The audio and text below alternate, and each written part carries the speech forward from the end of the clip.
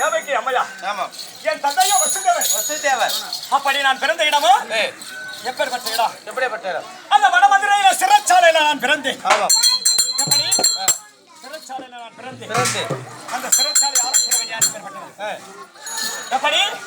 எப்பேற்பட்ட தெரியுமா? அந்த கச்சகா ராஜனான்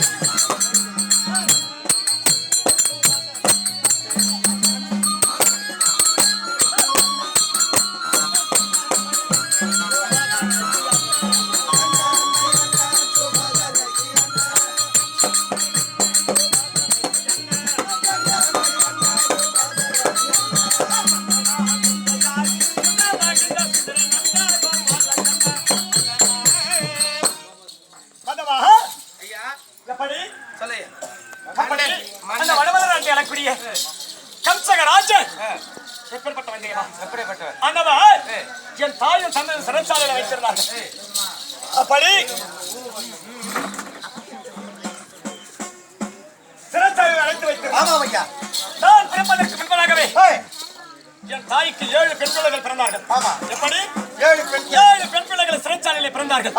அப்படி பிறந்த உடனே என்னுடைய அம்மனாக விளங்கக்கூடிய கம்சகராஜன் 7 பெண் குழந்தைகளையும் அண்ணவர் வாளுக்கு இறை கொடுத்து விட்டார். வாளுக்கே இறை கொடுத்து விட்டார்கள். அப்படி 7 பேரும் ஆண்டு படித்து விட்டார்கள். ஆமாம் ஐயா. 8ஆவதாக நான் பிறந்தேன்.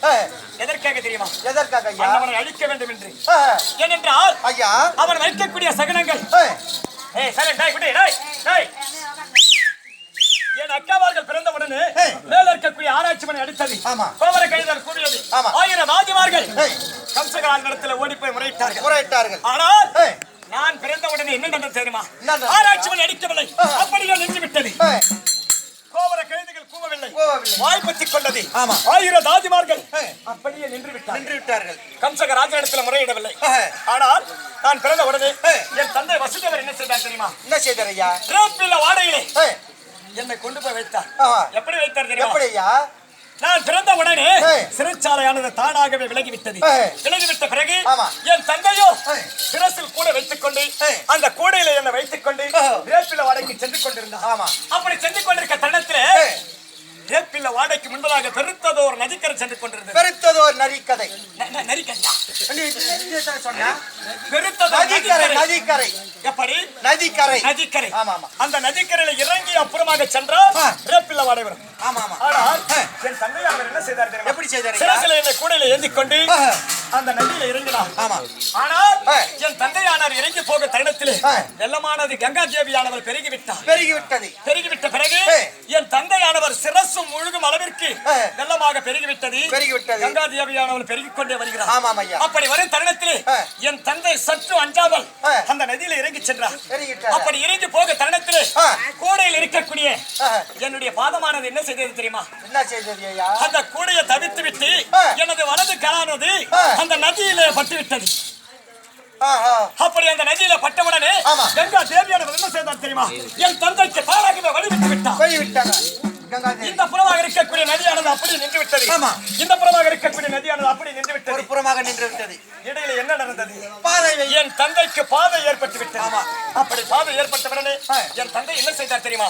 என்ன கொண்டு போய் வேப்பில வாடையில விட்டாரு. வேப்பில வாடையில வைத்து விட்டு அங்கே என்னுடைய தங்கை ஆகாயவாணி பிறந்தார். அண்ணவளை கொண்டு வந்து சிறைச்சாலையில வைத்தார். சிறைச்சாலையில வைத்த உடனே மேல இருக்கக்கூடிய ஆராய்ச்சி மணி கோவர கைத கூவியது. 1000 ராஜிமார்கள் கம்சகனிடத்திலே ஓடி போய் முறையிட்டார்கள். முறையிட்ட உடனே என்ன செய்தார் தெரியுமா? 8வது முறையாக குழந்தை பிறந்து விட்டது. நம்முடைய உயிருக்கு யமனாக பிறந்தவர் இன்னவனை விடவே கூடாது என்று அவன் மகா கோபத்தோடு வந்தான். வந்த பிறகு வசுதேவர் என்னுடைய தந்தையானவர் என்ன செய்தார்? 8வது முறையாக ஒரு பெண் குழந்தை பிறந்திருக்கிறது என்று சொல்லி என்னுடைய தாய்மாமன் இடத்திலே ஒப்படைத்தார். அப்படி கொடுத்த பிரகாரம் என்னுடைய மாமன் என்ன செய்தார் தெரியுமா? 8வது முறையில பெண்ணாக இருந்தாலும் ஆணாக இருந்தாலும் எனக்கு யமன் தான் என்று சொல்லி கரகரவென்று சுழற்றி ஆகாயத்தில் வீசி எறிந்தார். வீசி எறிந்து வாளை பிடித்துக் கொண்டிருக்கிறார். குழந்தையானது கீழே வரும் என்று சொல்லி. ஆனால் ஆகாயவாணி என் தங்கை என்ன தெரிவித்தால் தெரியுமா? அடே கம்சகா, நான் ஆகாயவாணி பேசுகிறேன். மேலே சென்ற குழந்தை கீழே நான் வரமாட்டேன். ஏனென்றால் எப்படி உன்னை மடிப்பதற்காகவே என்னுடைய அண்ணன் ரேப்பில்ல வாடியில வாழ்ந்து கொண்டிருக்கிறான். உனக்கு இன்று மரணம் இல்லாவிட்டாலும் நாளை தினத்தில் உனக்கு மரணம் மரணம் மரணம் என்று சொல்லிவிட்டு ஆகாயவாணி மறைந்து விட்டான். எப்படி? ஆகாயவாணி அப்படி ஆகாயவாணி மறைந்து விட்டான். பார்த்தான் கம்சகன். நமக்கு எவனாக இருக்கக்கூடியவன் ரேப்பில்ல வாடியில வாழ்ந்து கொண்டிருக்கிறான். அப்படி என்று சொல்லி என்ன செய்யலாம் தெரியுமா? என்ன செய்யலாம்? கொஞ்சம் யானையை அனுப்பி வைத்தான். ஓஹோ எப்படி? ஏழைய மதம் கொண்ட யானை அனுப்பி வைத்தான். என்னை பார்த்தவுடன் அந்த மதம் கொண்ட யானை பின்வாங்கி சென்று விட்டது. ஆனால் எப்படி பின்வாங்கி சென்று விட்டது. சரி, இருந்தாலும் இருக்கட்டும். நான் வந்து நேரமாக்கி விட்டது. என்னுடைய அண்ணன் பலராமனை பார்க்க வேண்டும். இருவரை சேர்ந்து நாங்கள் விளையாட வேண்டும். அண்ணனை பார்க்க வேண்டும்.